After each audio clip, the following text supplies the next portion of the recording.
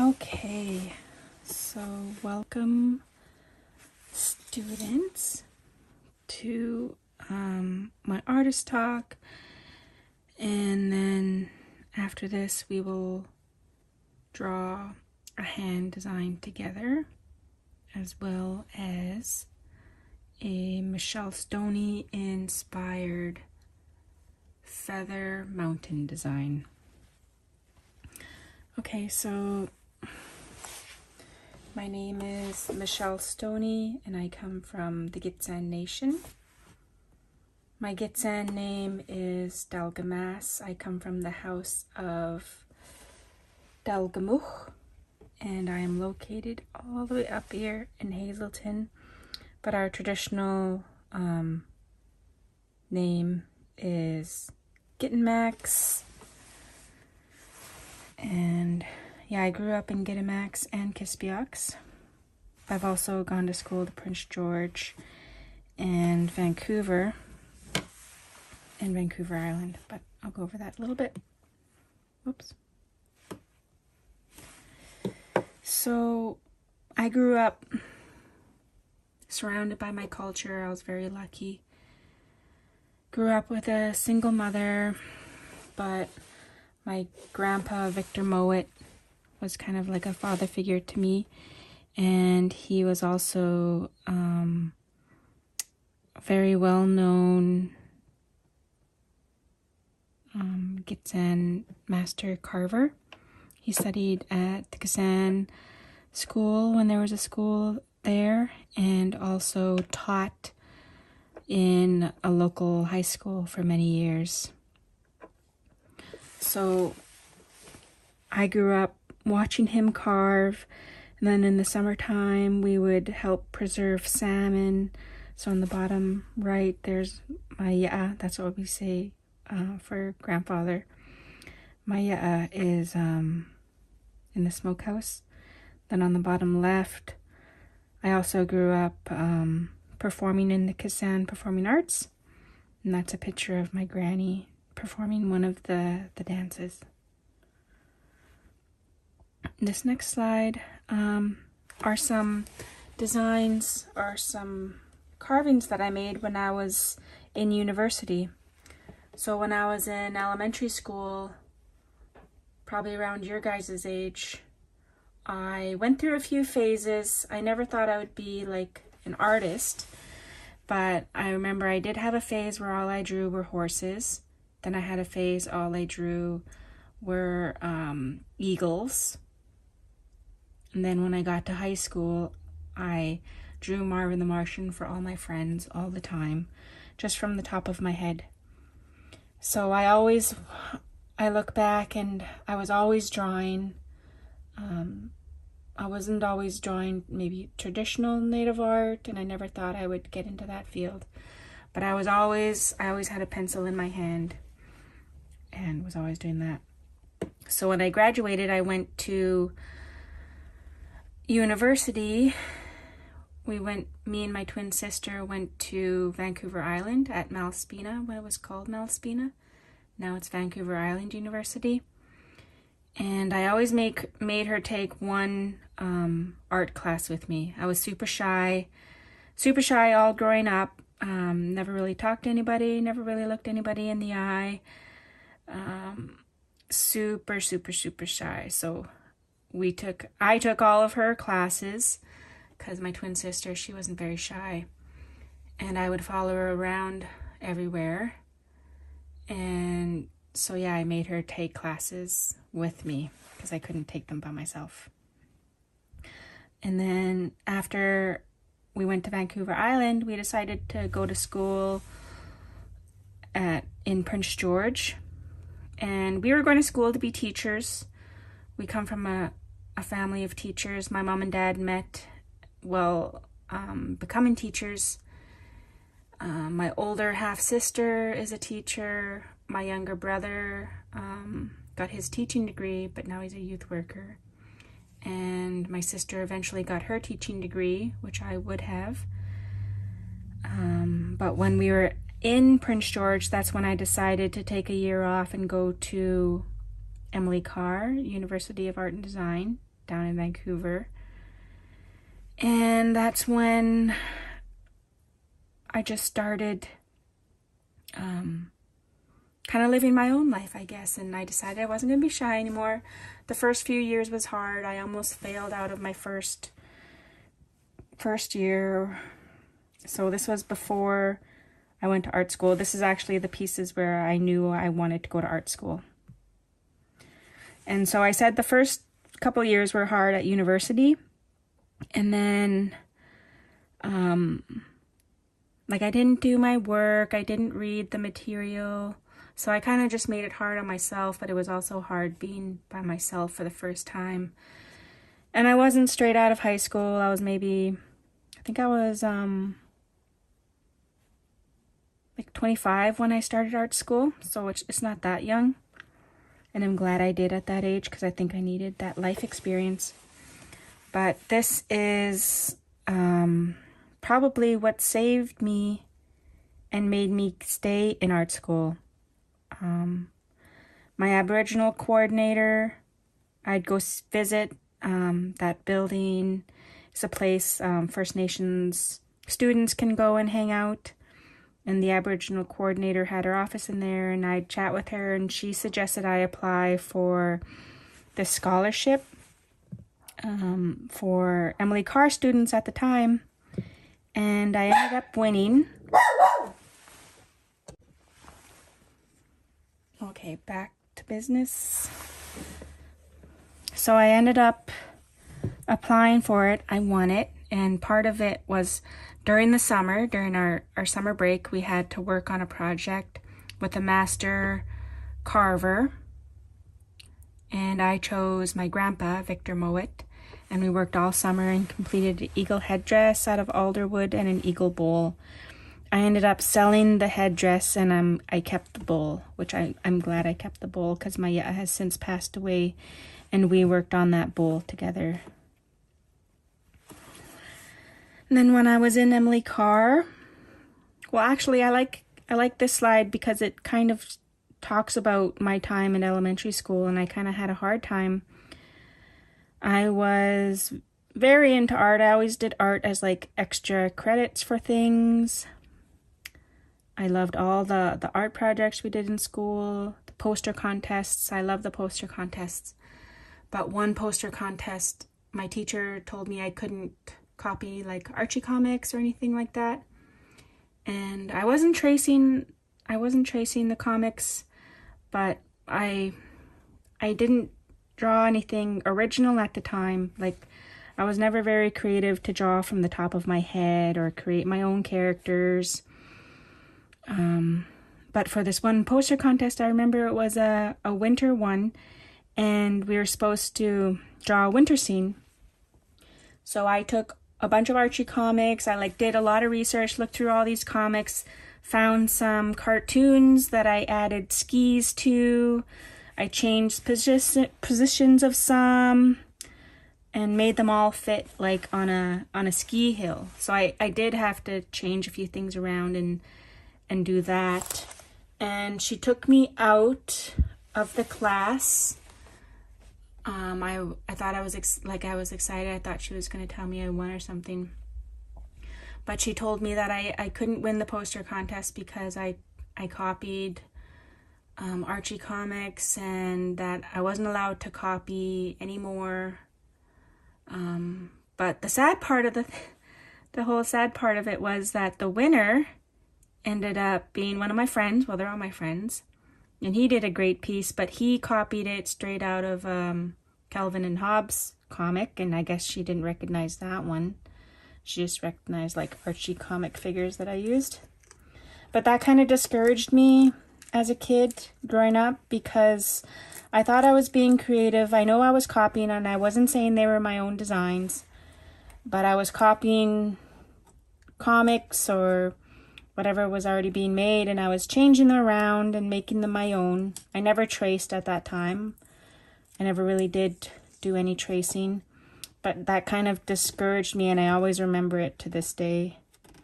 And the reason why I bring that up on this slide is because when I was in Emily Carr in a painting class, we had to copy a famous painting. So this is an Emily Carr painting.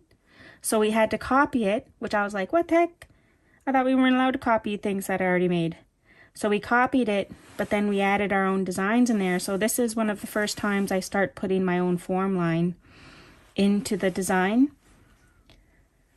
So that was like a light bulb moment for me. And I always think it's okay to copy, and it's okay people copying my designs as long as they don't say that it's theirs. And if they change it and make their own design from it, as long as they say that they were inspired by me, that's totally okay with me. You have my permission. So everybody's work today is going to be inspired by Michelle Stoney, because I didn't actually make it. You guys are going to be making them. These are some of my early works at Emily Carr. Lots of bright colors. And these are kind of who my influences are. These are some of my earlier pieces. The left one is hanging up in my friend's house, and the right one is hanging up in my brother's house. So these are very special pieces. So in the top left, that's Jerry Whitehead, and I actually got to meet him, and he's Cree. I wanted to kind of explore so my dad is Cree, so I'm technically half Cree, but I consider myself full Gitxsan because my mother's Gitxsan, and in my culture we follow the mother side. I also didn't grow up with a dad around. He left when we were 3. So yeah, I don't really keep in contact with my dad. And then on the right side is a Gitxsan artist named Trevor Angus. I included him because he's kind of more contemporary traditional artist, but he still paints in black and red, and those are the traditional colors. And in the middle is an Ojibwe artist, and you kind of see the black lines. That's where I get my black lines from. But yeah, I kind of combine them all to create kind of my own style. And I've kind of created my own technique on how I do the black lines. So I kind of started with these as influences, but I kind of created my own style. And also in school,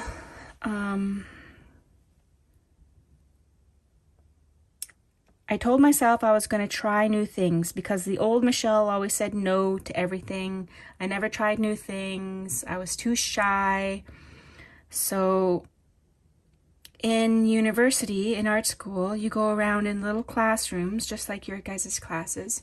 You go in the same groups and you try different classes together. And this was a sculpture class. And we split up into 3 groups, and my group had to do the metal work, and we had to learn how to weld. And there were maybe 5 or 6 of us in a group, and we're all nervous to weld. We had to do our first weld in front of our classmates, and it was so scary because you're working with like dangerous equipment. You had to wear this special mask that protects your eyes from this bright light. And it looked really scary, but I volunteered to go first in front of everybody, and I ended up loving it. So if I didn't try it, then I would never have known that I like it. And I actually ended up majoring, so I focused on sculpture. And in my graduating class, I was one of 3 that was chosen to represent my graduating class in a nationwide, so all of Canada competition with other universities.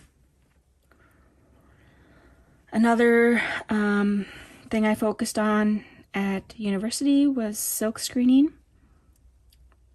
And this is just an example of one of my pieces that I've made. So I like working with bright colors. I always told myself I was going to use the form line in everything that I made. And I'll go over that later, but you'll notice this ovoid here, we're going to use it when we draw the hand. And the ovoid is probably the most important shape in Northwest Coast form line. This is a piece I did. It's a bit taller than I am, and my teacher, when I first told my teacher I was going to do this, I wanted to make it small so I could take it on the bus because that's how I got around the city. And my teacher told me to go big, and I'm glad she did, because this ended up being a really great piece. And if I ever set up a welding shop again, I'm gonna continue on with these big sculptures. Inside the metal frame are animal hide, just like drums. And this is my grad piece. Those are my grandparents beside me. And my grad piece was called Dalgamas, and that is what my Gitsan name is. So it's kind of a collaboration of everything that I learned in school. And I graduated in 2012. And then after I graduated, I went home. I thought I was going to travel the world. I entered this contest right away, and I ended up winning. And so the piece that I entered was called Raven transforming into an airplane. So Raven is a trickster in our culture, and he transforms into lots of different things.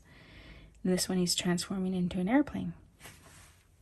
And that was up at arrivals and departures in Vancouver Airport for around 5 years. And that was neat because friends who would travel would take pictures in front of there and be all excited for me. And that was really cool. So then I moved home, and like I said, I thought I was going to travel the world. But right when I got home, I was given a dog named Daisy. And so that kind of kept me home. And I'm kind of glad I did, because I got to spend good quality time. I was staying at my grandparents' at the time because I didn't have a place of my own. And I wanted to paint something that could only be painted while I was home, because I thought I was going to travel the world. So that's when I started to focus on our mountain. And our mountain is called Stigjoden. And this is the very first sketch I did. So you can see it was done in July 16th, 2015. So I graduated in 2012, and it took me over 2 years, almost 3 years, to get back into art. So after I graduated art school, I needed to make money because I had student loans. So I was a teacher's assistant at one time, actually for a few years. I was the recreation coordinator for my community. That took up a lot of my time, so I didn't have enough time to actually make art. So it wasn't until 2015 where I said, okay, I'm going to be a full-time artist. And that's actually the time around where my grandpa passed away. So these are all of the same mountain. There's a mountain with lots of flowers. That was a commission, so I made that for somebody. And these are just different angles of the mountain that I'll show you. And I'll just go through these quickly. All these paintings were displayed in my first show in Smithers, BC, which is kind of like 45 minutes away from where I live. And they all sold out before the first show. Well, they all sold out except for this bottom left one. But that sold during the show, like the opening night. So that was when I was like, okay, I think I can be a full-time artist. I think this one's my favorite angle of the mountain. I use that angle a lot. This is the angle from Gittimax, where I live. I tend to use this one on jewelry because it's a longer image of the mountain. The bottom is a traditional one in black and red, and I did that one for my grandpa because he was a traditional native artist. That means he worked on wood, he carved, and when he painted, he only used black and red because those were the only colors that were used in the Gitsan Nation.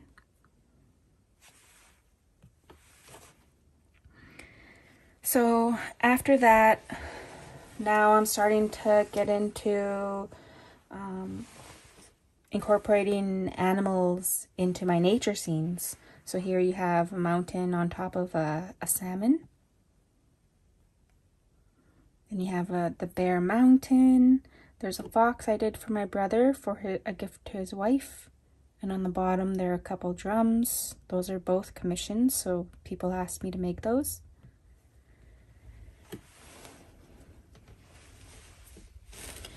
Then I went back down to Vancouver in 2017 and went to jewelry school. Jewelry school was actually something I wanted to do before I even went to art school. I was kind of sad Emily Carr didn't have any jewelry classes. But again, I think everything happens for a reason, and I think that all that life experience, all those years, I needed to create the type of jewelry that I want to now. So these are a lot of my early work. There's a picture of me in my class practicing. This is all copper. And then these are some silver. You can see on the bottom I'm starting to incorporate my own designs into jewelry. But at first we had to start out with tradition. So what we're going to be doing today is we're going to be first starting off with traditional native art. It's very technical. And then the second part, we're going to be more free-flowing with my feather. So there's a little clip of a bracelet. This person told me like 5, 6 different things they wanted in this bracelet, and I had to fit that in there. And you have to do that a lot with commissions. They tell you what they want, and you have to try and make it fit.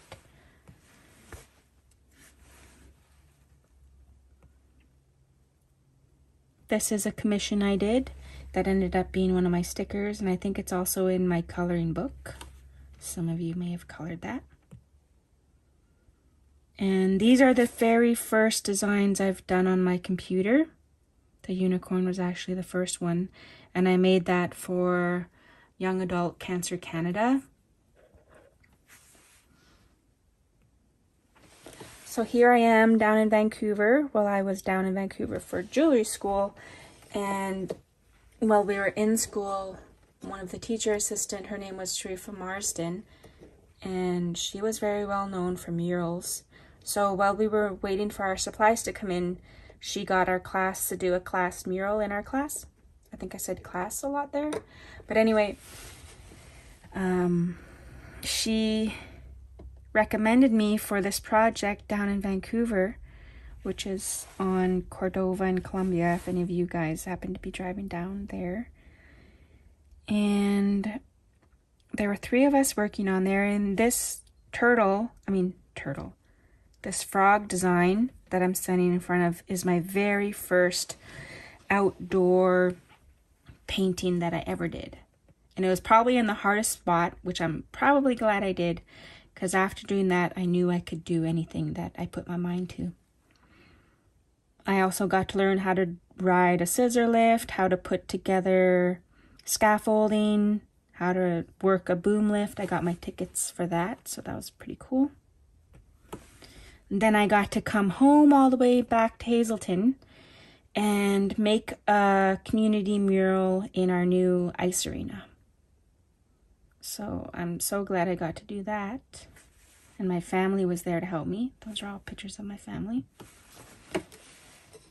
So you see in that big painting I did for a commission, I then did the same design on my iPad, and now I have stickers of that available on my store.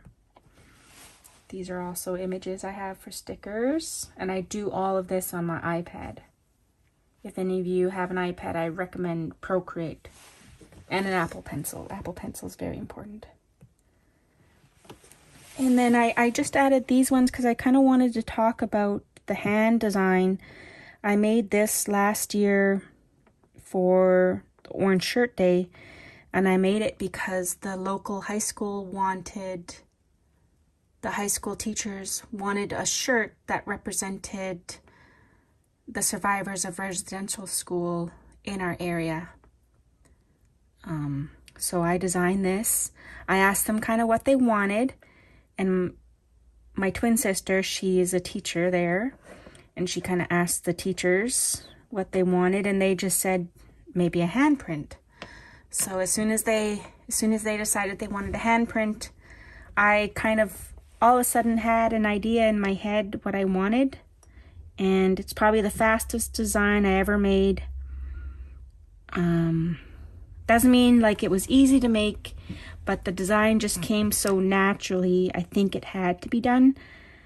That's kind of the way I think. So I have our mountain, which you'll notice from the images I shared earlier. The mountain in the palm kind of represents the Gitxsan Nation. Then I have the feathers. In our language, the word for, I meant to say flowers. The word for flowers is mazagale, and mazagale is also the word for children. So the children are flowers. So the flowers represent the children that came back from residential school. And the feathers on top, when I made them, that represent the fingers and the thumb, represent the children that never got to come back. And so this year, some of you might have drawn the feather that I had out. I made that specifically for the 215 that were originally found in Kamloops, because the feathers on top of the hand represented the children that didn't come back. So in the actual feather that I have now, I kind of think of it as a spirit of a child with long hair flowing, and then there's a hand reaching out. Kind of maybe like to hold on to another hand or reaching out for help. Whichever way you interpret it is fine with me. That's just kind of what I was feeling when I made it. So yeah, and that's my slideshow. This is my family that came down. I won an award a couple years ago for Emerging Artist, and they're big supporters of mine. So yeah, now we're going to go right into drawing.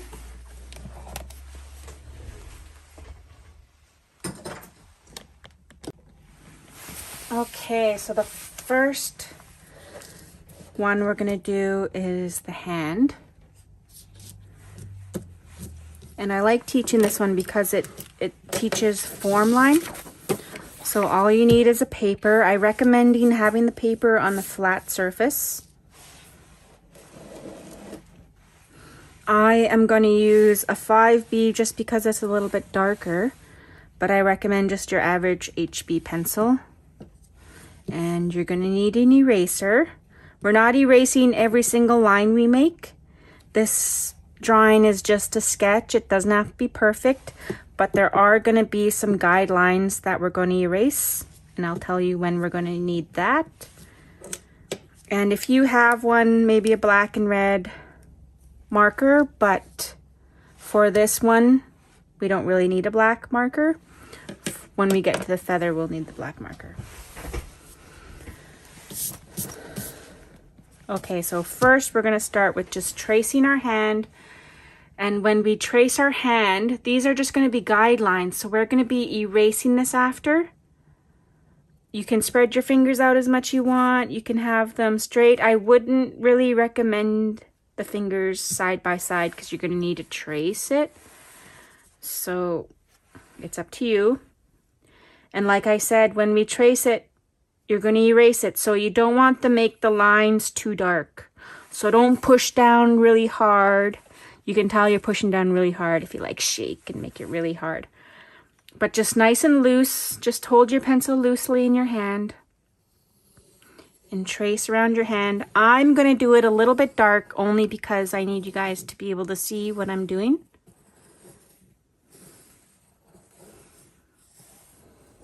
We've all traced our hand before, right?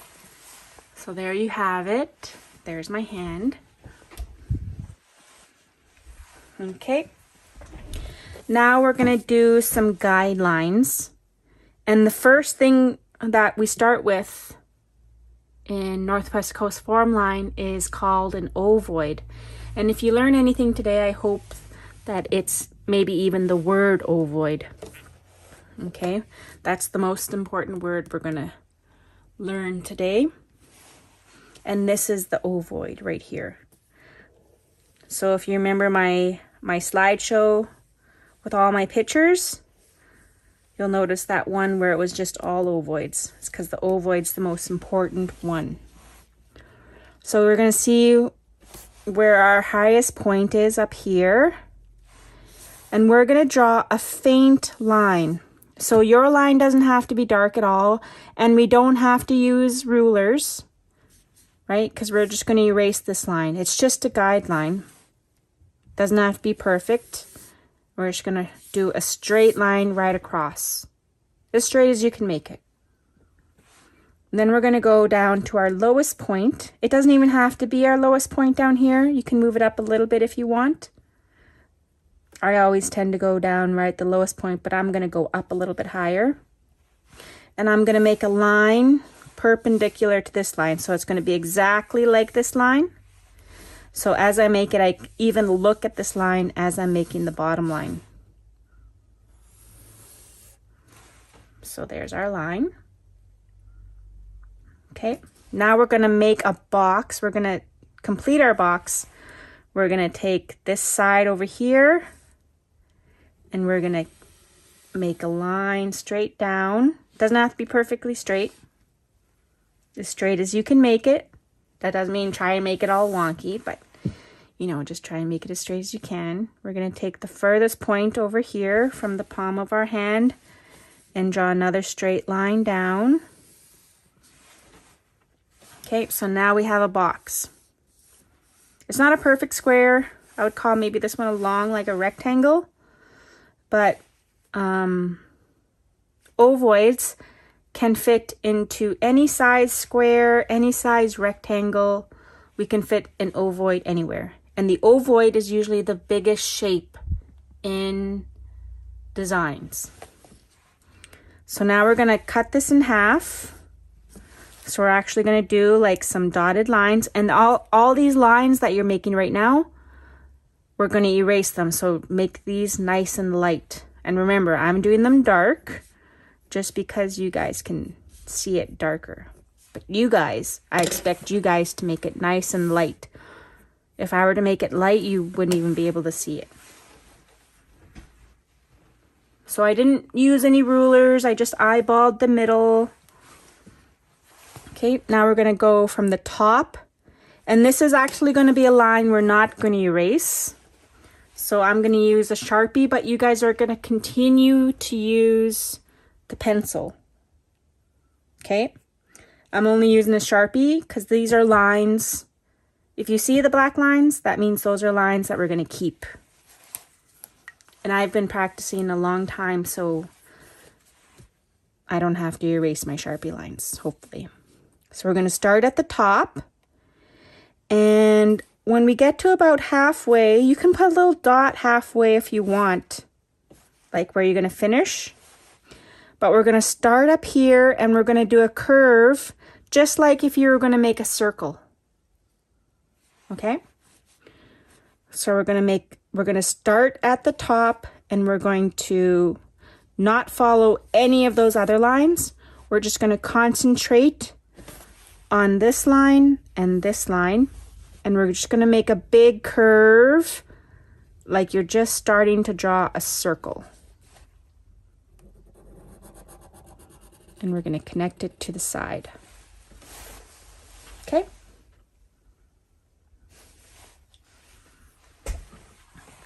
So now we're gonna follow that line we made until we get down to this corner. And then as we get to this corner, we're gonna do a little curve. So you see all of this is called negative space. There's like a big chunk, almost like a thumb width apart. Then as we get down to this corner right here, it's almost gonna be like a pinky. Maybe your guys' pinky, maybe like half a pinky. And as we get down to this corner, we're gonna do a little tiny curve, just like that. You don't want this corner to be sharp. You don't want it like if you're going to poke your finger on it. You want it to be a slight curve down here. Okay? And then as we turn this corner, we're going to go right to the middle. And now we're finished half of our ovoid. Now we're going to do the same thing on the other side. So what I like to do is mark where I'm going to end. And if you want to, you can do your own guidelines as you draw this. And I like to demonstrate this when we do the other side because we're going to try and make them match exactly, symmetrical. Okay, so I usually like splitting mine in half, and I'd be like, okay, where's halfway? And I want it to be the same as the other side, so I put a little dot there, and then I split everything else in half, put a little dot there, kind of like you're making your own connect the dots. I split everything in half. Now we're just going to connect the dots and make the curve just like the other side. And I always say, because you guys are doing this with your pencil, you don't have to follow these lines exactly. We're not connecting the dots. I don't want it to be a straight line, straight line, straight line. I want it to be one continuous curve, just like that. And you see, I didn't use my guidelines, but that's okay because it should be with a pencil and I can erase that later. Okay? Now we're going to do the same thing down, follow this line we made. And then as we get down to the corner, remember we have a little gap here. We're going to do that same little gap and then connect it on the other side. And remember, this is practice. It doesn't have to be perfect. You're just learning how to do form line.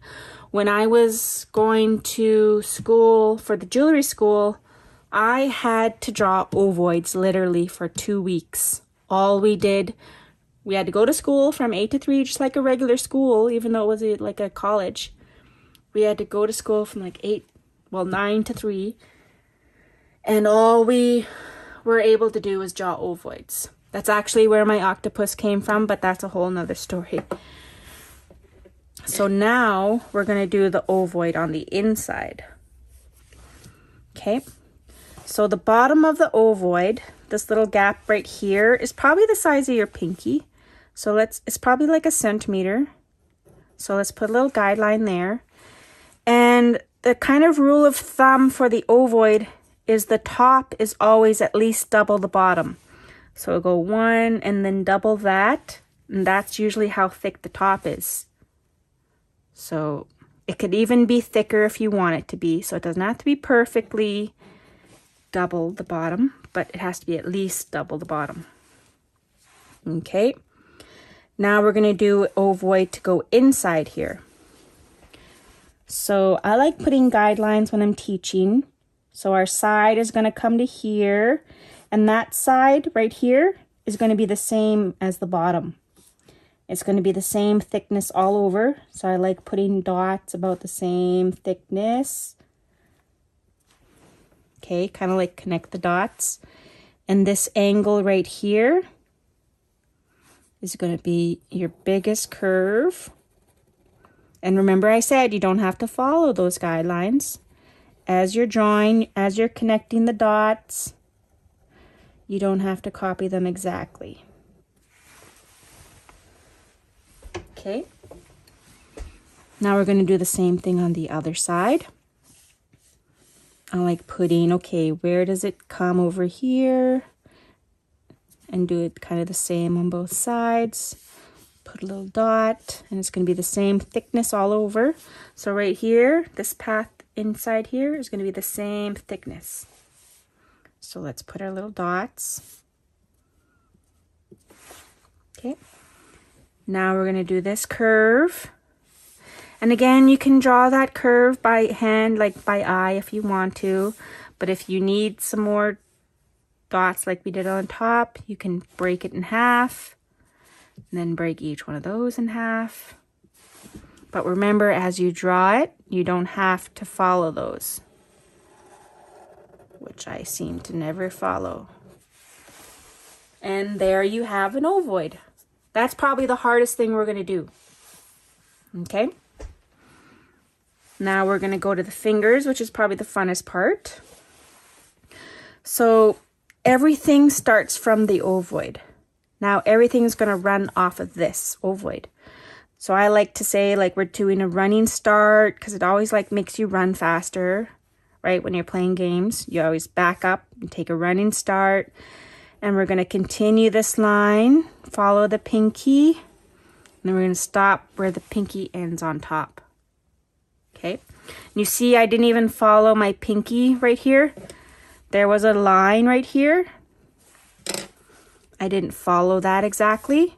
I just went straight up from my ovoid, did a straight line, and then connected it on top. This right here needs to be a straight line.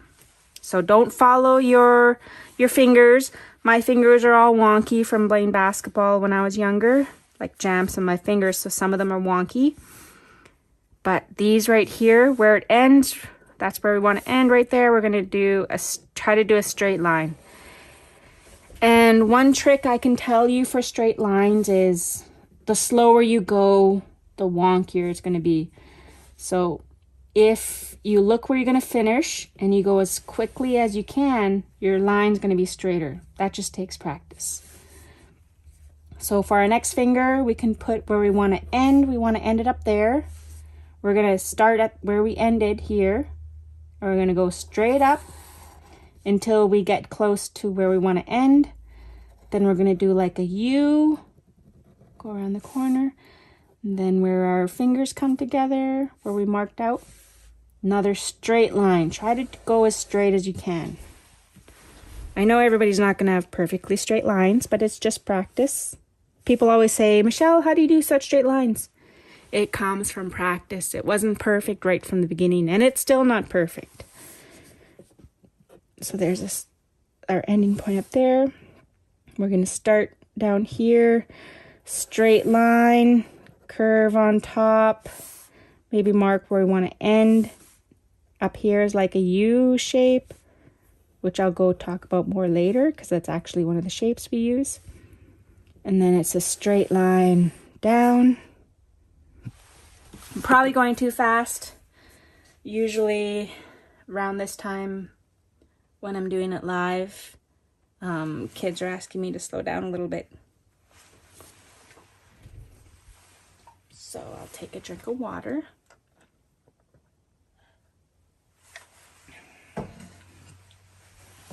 Okay. Where this pinky ends, we're going to do a straight line up, do a U, and now it's going to be the same thing as we did for our pinky, where it went nice and smoothly into our ovoid. Over here, we're going to draw a straight line and we're going to connect it right to our ovoid, and we're going to continue on to our ovoid. I like doing it that way because if you don't and you make a straight line and then maybe you connect it right to your ovoid and then go down, that's like two motions. But if you go and like, it's like kind of like you're landing an airplane, nice and soft, and you continue on, right? You can connect all of these without even lifting your pen. Okay, so those are our fingers. Now we're going to do our thumb. So for our thumb, I like putting a little tip at the end, like that. So I usually start off with the bottom, and you can kind of mark where you want your thumb to end. Maybe my thumb's going to end like right there. So you kind of follow your thumb, kind of, and end it right there. And then for the top of your thumb, I'm going to follow my lines already. Then I'm going to come up and finish my thumb off right there. So don't even worry about those other lines. We can even erase those right now if you want. So we don't need these square lines anymore. We don't need our hand, but we do need this dotted line in the middle, so don't erase that. So you guys should be able to erase this nice and easy because you did it nice and light. Your darker lines should be what you did with the fingers.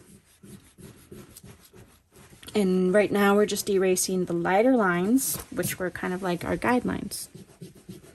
But remember, nobody should be using a pen or a marker unless you've been doing this for at least 5 years. Okay.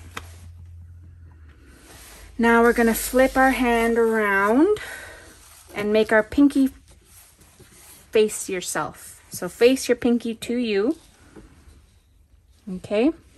And now I'm going to show you how to do our easiest one yet. It's called a U shape. Okay, so we got ovoid, we have U shape.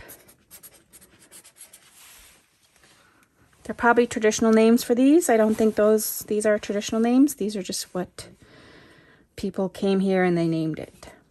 It's just named after the alphabet. So with our U shape, the reason why we're going to make a little tiny U shape is because when we actually do color it in, this is all going to be black. Because remember I said traditional colors are black and red. So this ovoid is all going to be colored in black. And I'll put a B for black.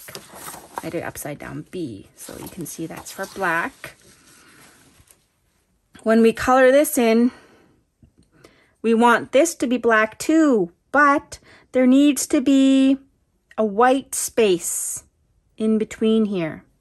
Otherwise, it's all just going to be black, which is fine. That's another option we can do, and that's usually how I do my hands. But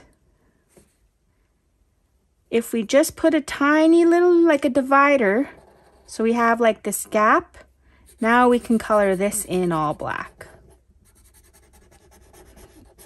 And that's just called a U shape.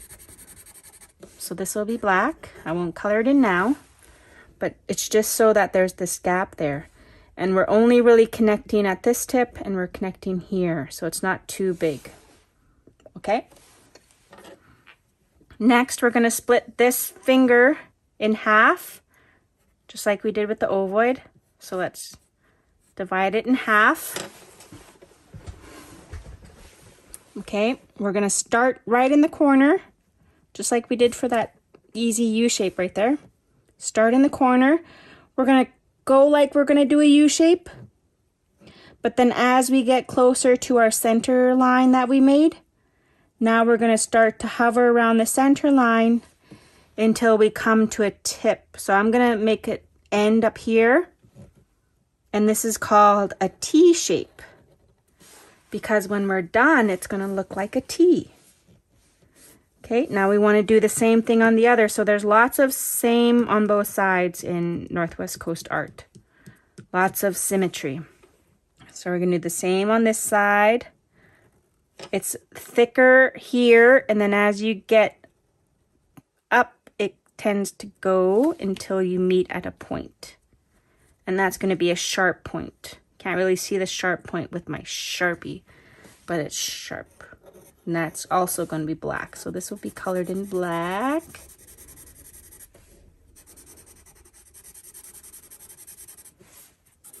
That's all black, remember?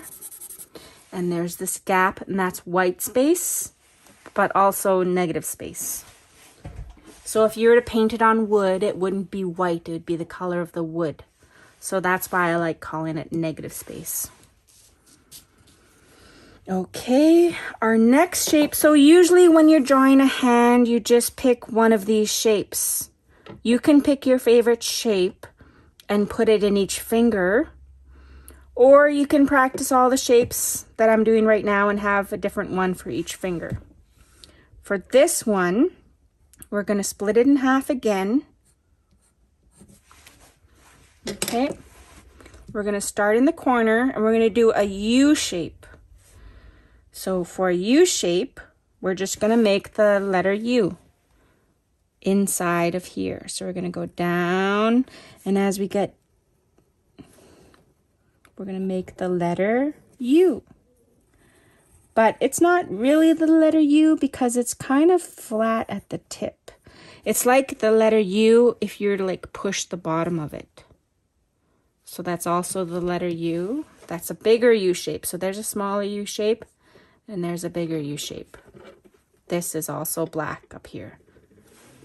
So we did the U shape, we did the T shape. There's also ovals we can use. So if you have a big space like this, and you'll see this in like a killer whale fin mainly, but if you have big open spaces, you can fill it with ovals. And again, that will be white, and all of this will be black when you're coloring it in.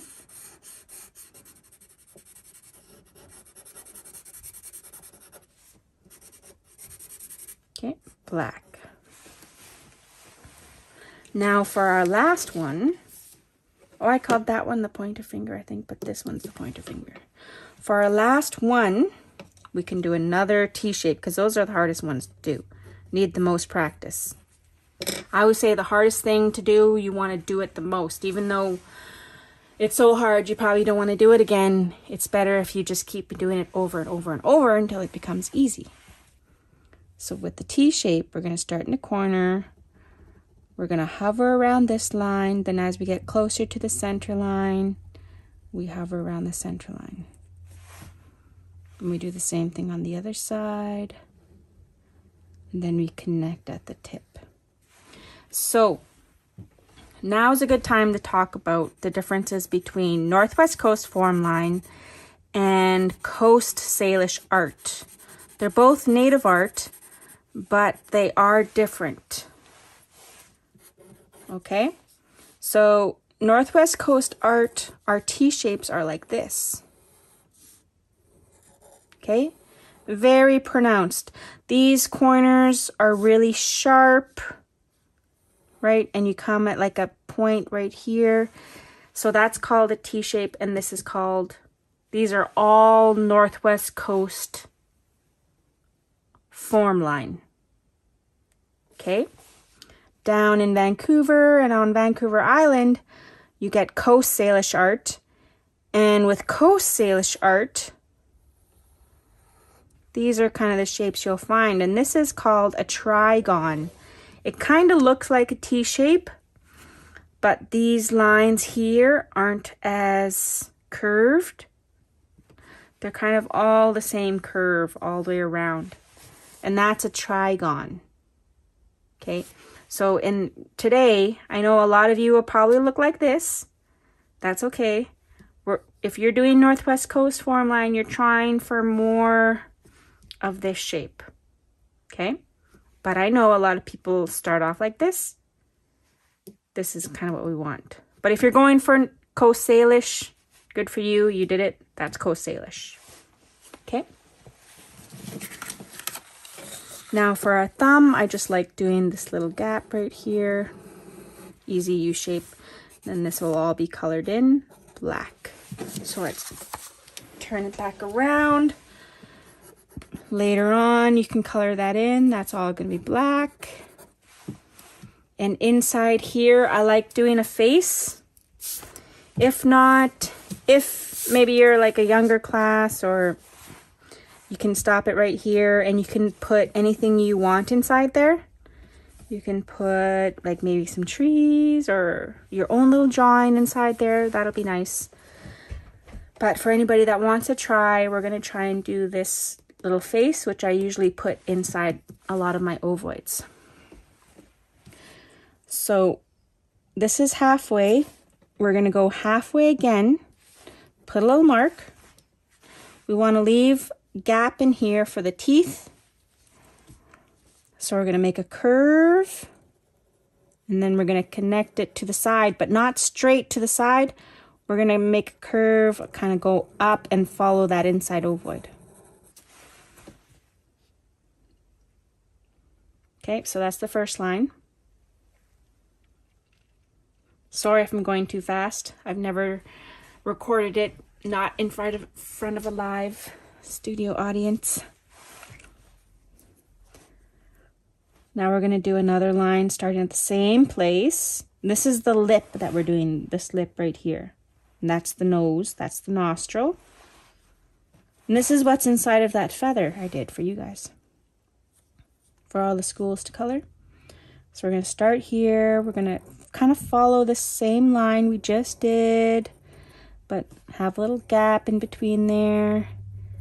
And then as we get close to the edge, kind of the same distance as this, we're going to do a little circle or an oval, just like that.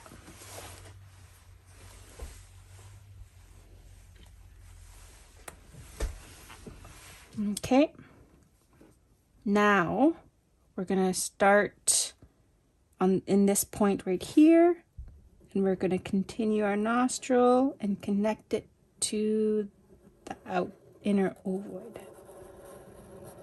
And there you have our nostril. And that would, I should have done it in red. That's why I have my red Sharpie here. But we don't outline it in black and color it in red. We just color it in red. So this would be red with no black outlines. So R for red. Okay. Now we're going to do the cheek, which I learned from before. The cheek will be red. So with your pencil, you're going to continue on with this line we just made. And then we're going to make a little curl right here to connect it to this side of the ovoid. Then we're going to start at that corner. We're going to go down and just like make a U shape. So we want to make sure that there's a gap in between all of this. So you don't want the colors to touch. So when we actually color this in red, you only want it to connect right at the tip. Okay? This will all be red, but remember, no black outlines. It's just red. So it'll eventually end up looking like that. Okay? Now for the eye, I think we're going to make our eye without an eyelid because we only have a small little space right here. So we're going to just practice doing an ovoid as best as we can. We could draw a little box and do the same thing we did for this big ovoid, but let's just try going outside of our comfort zone and just try to draw an ovoid as best as you can. Just make it a little tiny one. And that's going to be black. Okay. And then now for the teeth, it's just like we're going to cut this in half. So you could put some dots, cut it in half, and then remember, connect the dots. And then for the teeth, I split it in half, so there's a line down the middle. And then I split that in half, and now you have perfect teeth. If you start doing your teeth lines down here like I used to do, by the time you get to the front, you have like little rabbit buck teeth there. Okay, and there you have it. Now you can sign your name. And you're all done. So there's our hand. Now I think some of you guys are going to go on and do the feather. So this is the feather. That's also my Instagram if you want to follow me.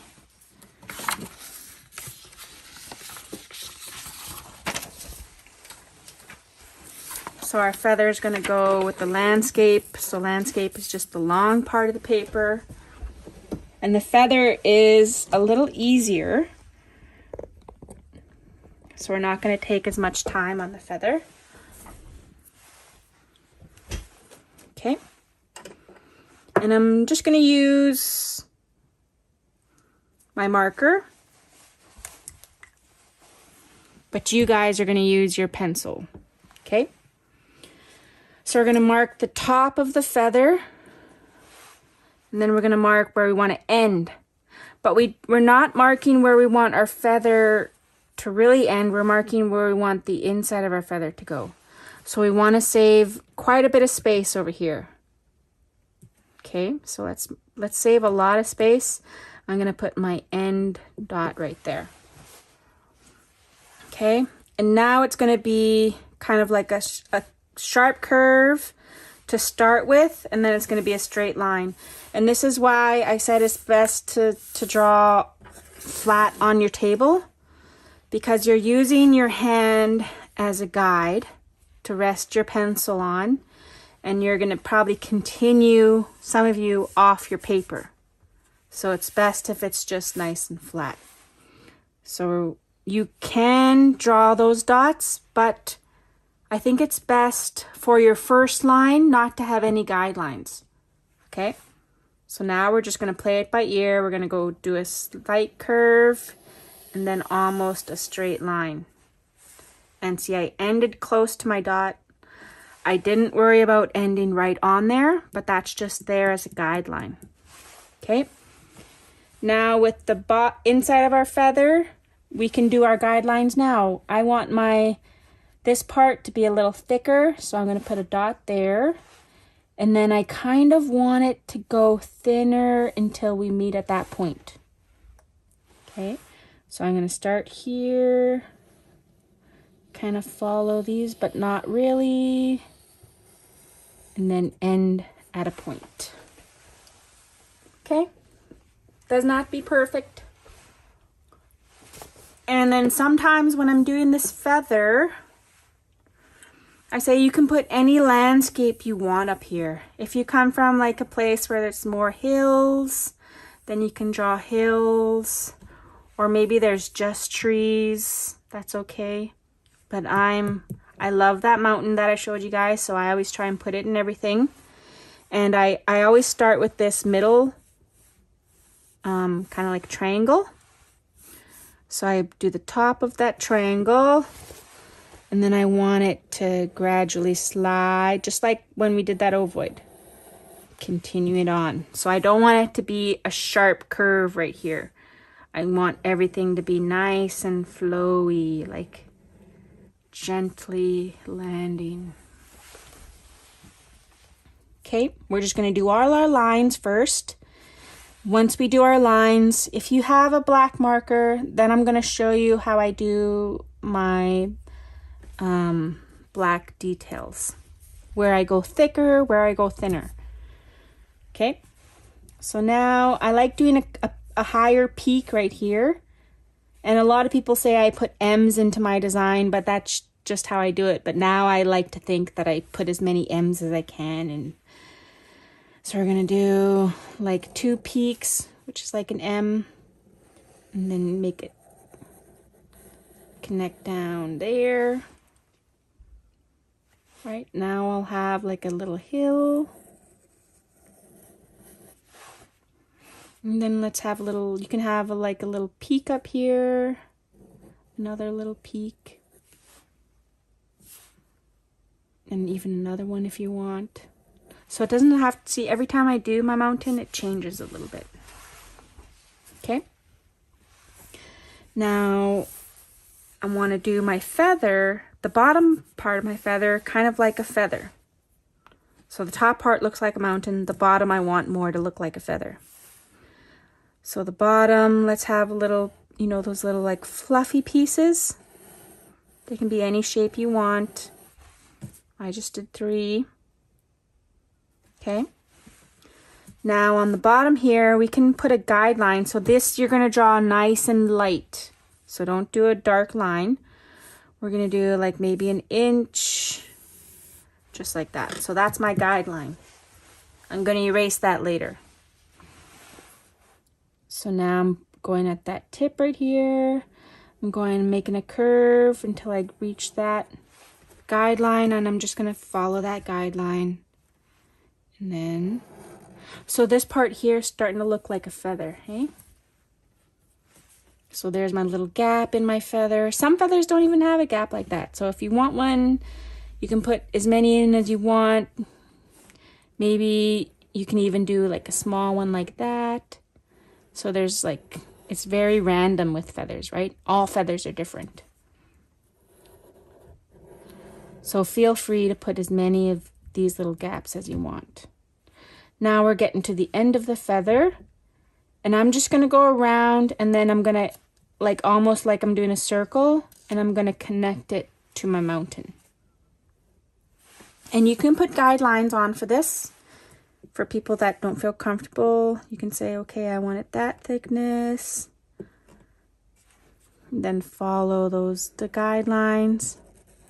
But remember, you don't have to follow it. You can erase those dots.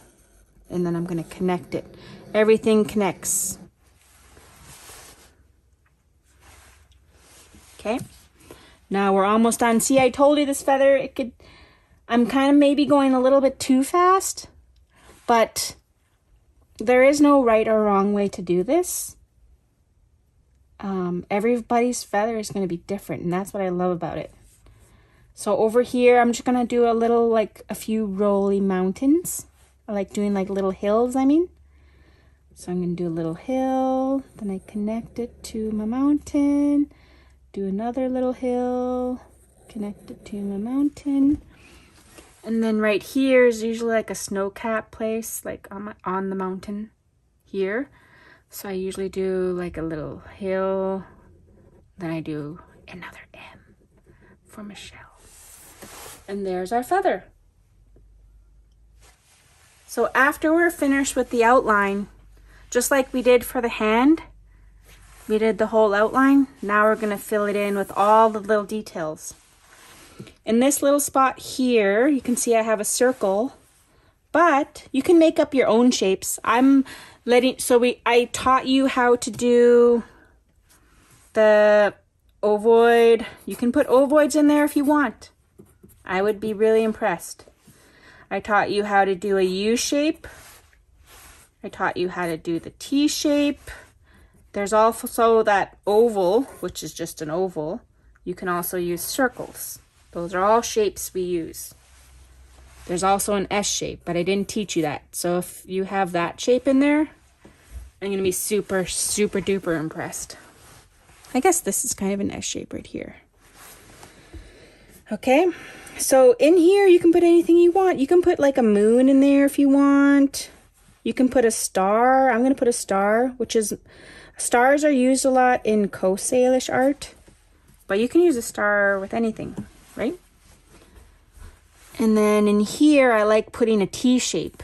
And when I'm first learning how to do T shapes, I want to turn it around so it's actually looking like a T shape to me. And it's always easier when you're first learning to cut it in half. But all these lines that I'm showing you are lines that I kind of see already in my head. Okay? So like when I draw, I don't use these lines anymore. Or that box for ovoids, I just draw it all by hand, by eye. But right now I'm showing you how to practice them. So we start in the corner, hover around those lines, and make a T shape. Okay?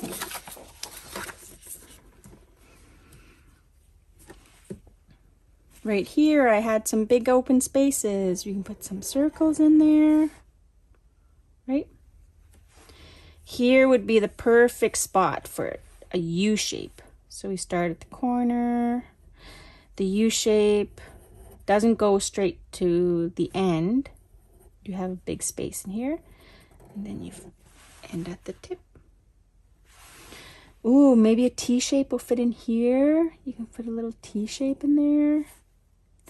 Another one you can do, which I didn't show you, but it's called a split. Split.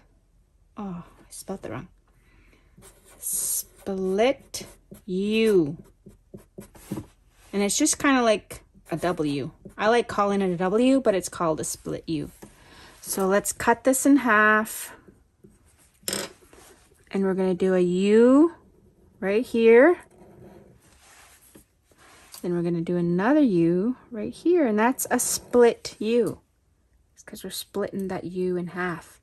But I like to say it's a W because it looks like a W. Okay. Now, you can see this is a lot different than this because I outlined this with my signature line that I do, and I'm going to show you how I do that. So I like making the tips where they connect nice and thin. So you just follow that. It was just going to be the thickness of your marker. Then as you get to the tip, I like making that thicker. Okay. The inside part can also be rounded, just like that. So thicker at the top, rounded. Same thing for these hills. We're going to have it thicker on the top and thinner on the bottom. So everywhere it curves like this, we're going to have it nice and thick.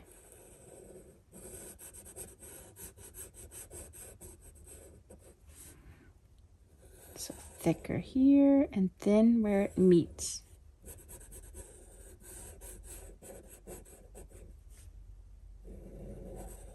And you see it's already changing a lot.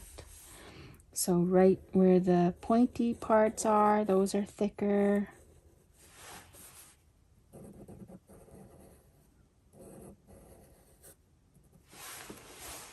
Okay.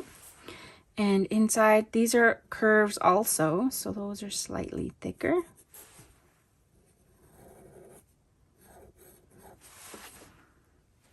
Okay. This part right here is a curve, so that's going to be thicker.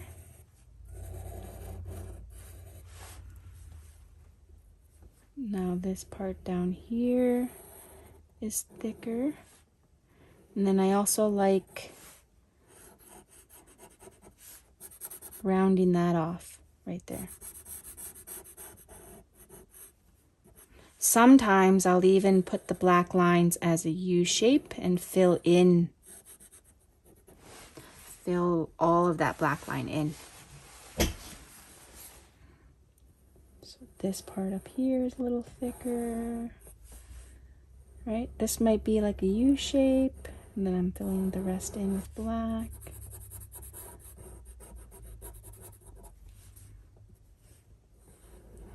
Thicker, and then round that off.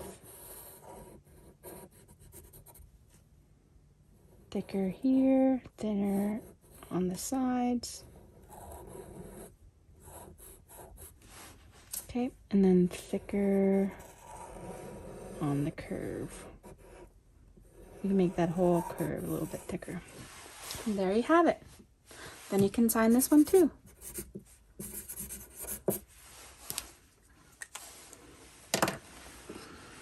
You can follow me on Instagram, tag me. Oh, I also like to put in some trees sometimes. So trees are nice and easy. You just do like a straight line. And trees aren't perfect. Some are like slanted, super slanted. And then you just have fun putting in the branches. There's some trees. There you have it. Usually right now I ask if anybody has questions or anything. If you have any questions, you can just email me, get your teacher to ask me questions, maybe show me your pictures of your finished products. I'd love to see those. And remember, if there's one thing you learned, hopefully it's just how to draw an ovoid, or even the word ovoid. Okay? So that's what we did today. We did the hand and my feather mountain. Thank you.